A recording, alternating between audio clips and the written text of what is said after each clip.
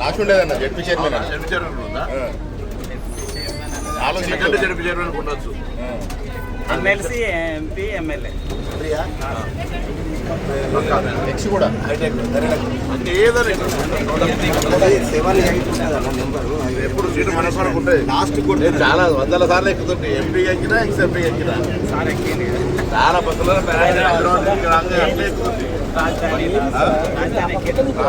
బస్సులు ఎక్స్ అయితే మీ pension card చూపెట్టాలి.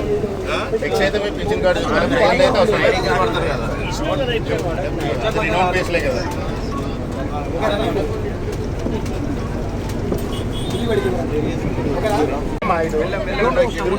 ఎంత కిరాయి అవుతుండే? 30 రూపాయలు టికెట్ 50 రూపాయలు 50 ఎక్స్ప్రెస్లో కూడా ఉంది. 70 రూపాయలు అంటే రోజు 140. ఒక్కసారి ఎత్తిపోతే 140 అంటే 35 దాదాపు 45 రూపాయలు సేవ్ అవుతున్నట్టే కదా. ఏమ్మా ఎంప్లాయీస్ కూడా ఇస్తురా? ఎంప్లాయీస్ కూడా ఇస్తురా? ప్రైవేట్ ఎంప్లాయీసే కదా అమ్మాయి, ఇప్పుడు ప్రైవేట్ ఎంప్లాయీ కదా. వేయడము, స్థానికంగా ప్రజల అభిప్రాయాలకు అనుగుణంగా అనేక మార్గాల్లో బస్సులు నడిపే కార్యక్రమాలు తీసుకుంటూ ఉన్నాం. ఇప్పుడు తెలంగాణ ఆర్టీసీ బస్సుల సంఖ్య 10,000 సంఖ్య దాటి ఇంకా ముందుకు పోతున్నటువంటి ప్రగతి వైపు తీసుకొని పోతూ ఉన్నాం.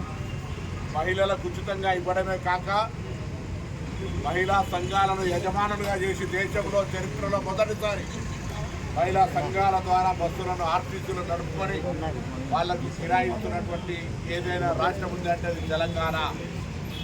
భవిష్యత్తులో కూడా ఇంకా మహిళలకు సంబంధించి బస్ స్టాండ్లలో కానీ బస్ స్టేషన్లలో కానీ ఎక్కడ ఇబ్బందులు రాకుండా మౌలిక సదుపాయాలు కలిగజేసే విధంగా చర్యలు తీసుకుంటూ కష్టాల నుంచి ఆపరేషనల్ ప్రాఫిట్కు వస్తూ ఉద్యోగస్తుల పాత బకాయిలను చెల్లిస్తూ కొత్త నియామకాలు చేపడుతూ ఆర్టీసీని అన్ని రంగాల్లో అగ్రభాగాన్ని నిలబెట్టి దేశంలోనే నెంబర్ 1 ప్రజా రవాణా వ్యవస్థగా తీర్చిదిద్దే ప్రయత్నం గౌరవ ముఖ్యమంత్రి గారు, ఉప ముఖ్యమంత్రి, యావత్ కేబినెట్ మంత్రులందరూ కూడా కలిసి అన్ని రకాల అంశాలను సానుకూలంగా స్పందిస్తూ పేద ప్రజలకు, గ్రామీణ ప్రాంత ప్రజలకు గుండెకాయ లైఫ్ లైన్ అయినటువంటి ఈ ప్రయాణ సౌకర్యాన్ని కలుగజేస్తూ ఉన్నాం. బస్సులో వస్తూ ఉంటుంటే మహిళలను అడిగితే ఉదాహరణకు హుస్నాబాద్ నుంచి కరీంనగర్ రావాలంటే 70 రూపాయలు 50 రూపాయలు బస్ ఛార్జీలు ఉన్నాయి. రాని వాళ్ళు 150 రూపాయలు అయితే నిజంగా వాళ్ళకు జరుగుతున్నటువంటి ఆదా వాళ్ళందరూ కూడా సంతోషంగా ఉన్నారు. మా ప్రభుత్వం తీసుకున్న ఉచిత బస్సు ప్రయాణం వల్ల రోజువారీ ఉపాధి పొందేవాళ్ళు, విద్యార్థులు లేదా వయసు పడ్డటువంటి వాళ్ళు తల్లిగారింటికి వెళ్ళాలన్నా, ఆసుపత్రికి వెళ్ళాలన్నా, దేవాలయం మొక్కు తీర్చుకోవాలన్నా ఇలా ఎక్కడ కూడా అసౌకర్యం లేకుండా ప్రయాణం చేస్తూ ఉన్నారు. కొంతకాలం దీన్ని టీఆర్ఎస్ పార్టీ అవహేళన చేస్తూ మహిళల ప్రయాణం పని లేకుండా చేస్తున్నారని అవహేళన చేసి ఆటో కార్మికులను రెచ్చగొట్టే ప్రయత్నం కూడా చేసింది.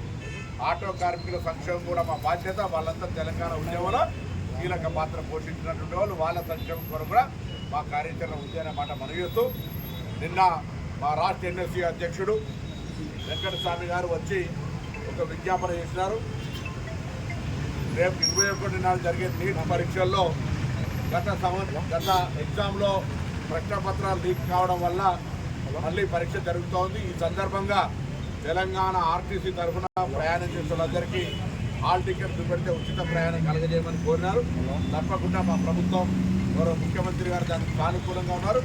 అధికారులతో చర్చించి చెప్పి ఆదేశాలు ఇచ్చి అందుకు సంబంధించి సానుకూలంగా స్పందిస్తామనే మాట కూడా సందర్భంగా తెలియజేస్తూ నీట్ పరీక్ష నిర్వహించడంలో ఫెయిల్ అయిన కేంద్ర ప్రభుత్వం పడుతున్న ఇబ్బందుల, విద్యార్థుల యొక్క ఇబ్బందులను గమనించి వారికి ఉచిత ప్రయాణం ఆ పరీక్షకు రాయడానికి కలిగించేటువంటి బాధ్యతగా కూడా మా ప్రభుత్వం స్పందిస్తుంది. అంటే ఈరోజు తెలంగాణ ప్రజాపాలన ప్రభుత్వం అన్ని రకాలుగా అన్ని అంశాలను అటు విద్య, వైద్యము, ఉపాధి, సంక్షేమము, వ్యవసాయం అన్ని రంగాలను ఇంక్లూజివ్గా గ్రోత్ తీసుకొని పోయేటువంటి ప్రయత్నం చేస్తూ ఉంది అనే మాటని సందర్భంగా మనం చెప్తాం. ఈ హోంశాఖ మంత్రి మహమూద్ అలీ ప్రజాభవన్ కాడికి ముఖ్యమంత్రి అప్పుడున్న ముఖ్యమంత్రి కష్టానికి పోతే గేట్ కాడ ఆపి వాపసు పంపించారు. ఆ విధంగా మీ మంత్రులకు, మీ ఉప ముఖ్యమంత్రి, మీ ప్రభుత్వంలో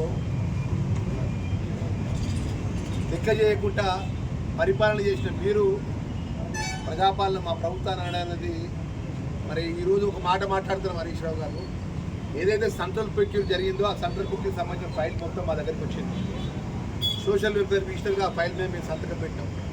బీసీ వెల్ఫేర్ మినిస్టర్గా ప్రభాకర్ అన్న సంతకం పెట్టారు.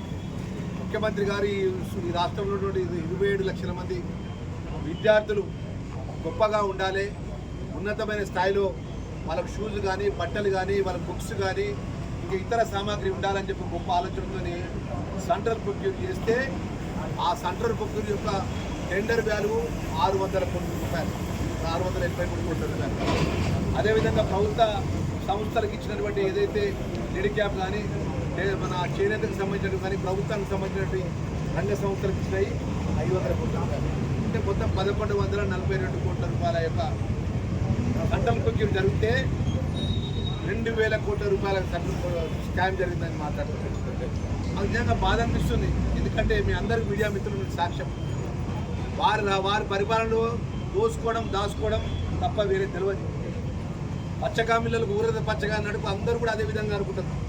ఈరోజు పారదర్శకంగా ఒక స్పెషల్ సిఎస్ని వేసేసి ఒక సీనియర్ ఐఏఎస్ అధికారుల ఆధ్వర్యంలో కూడా ఆన్లైన్ ద్వారా దేశంలో ఉన్నటువంటి ఎవరైనా కూడా టెండర్లు పాల్గొనే విధంగా టెండర్ ప్రక్రియ అమలు చేసి ఆ ఫలాలు అందే విధంగా ఈరోజు వెల్ఫేర్ పిల్లలకు గొప్పగా ఉండే విధంగా ఆలోచన చేసినారు. చిన్నడన్నా మీ ప్రభుత్వంలో మన వెల్ఫేర్ పిల్లలకు డైట్ ఛార్జీలు పెంచుదాం, వాళ్ళ భోజనం పెట్ట ఉన్నది, అదేవిధంగా వాళ్ళ కాస్మెటిక్ ఛార్జీలు పెంచుదాం, వాళ్ళు ఏ విధంగా చదువుకుంటారని ఎప్పుడైనా ఆలోచన చేసిందా? మీ హయాంలో ఈ జిల్లాకు సంబంధించి 33 జిల్లాలు ఎక్కడైనా ఒక ఎస్సీ గురుకులం కొత్త భవనం ఏర్పాటు చేసినారు. కొత్త భవనం అరే మీరు ఏ రోజు కూడా వెల్ఫేర్ పిల్లల భవిష్యత్తు పట్టించుకోలే, ఎస్సీ పిల్లల భవిష్యత్తు పట్టించుకోలే, బీసీ పిల్లల భవిష్యత్తు పట్టించుకోలే, మైనార్టీ పిల్లల భవిష్యత్తు పట్టించుకోలే, ట్రైబల్ పిల్లల భవిష్యత్తు పట్టించుకోలే. మళ్ళా మా పిల్లల భవిష్యత్తు పట్టించుకోక మా మీద హవహేళన, ఎస్సీ మంత్రి మీద బీసీ మంత్రి మీద దొరగారు అవహేళనగా అసహనంగా మాట్లాడు మా మీద. అంటే అంత కళ్ళకు కనబడుతుంది మా ద్వారా. ఎందుకు మా మీద జాలి మా మీద అంత అసహనంగా ఎందుకు మాట్లాడుతున్నావు అంటారు. మాకు తెలియదు ఆ మంత్రిగా మా శాఖలో ఏం జరుగుతుందో. ఒక జిల్లా పరిషత్ చైర్మన్గా పనిచేసిన, ఎస్సీ కార్పొరేట్ చైర్మన్గా పనిచేసిన సామాన్య కార్యకర్తలు ఒకటే పార్టీని నమ్ముకున్నా, ఒకటే జెండా నమ్ముకున్నారు. ఏ మంత్రి అయితే వర్తలు ఎందుకు ఆయన ఎందుకు అంత రక్కసు?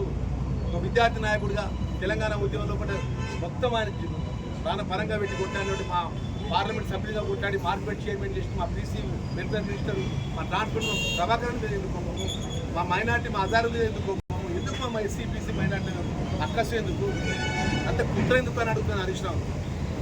నేను అన్నగా నేను ఒక ఛాలెంజ్ విసిరినా కదా, 2000 కోట్ల రూపాయల యొక్క స్కామ్ జరిగిందన్న మాట గిట్ట నువ్వు చూపిస్తే నేను రాజీనామా పత్రం నేను ఇష్టానికి సిద్ధంగా ఉన్నా.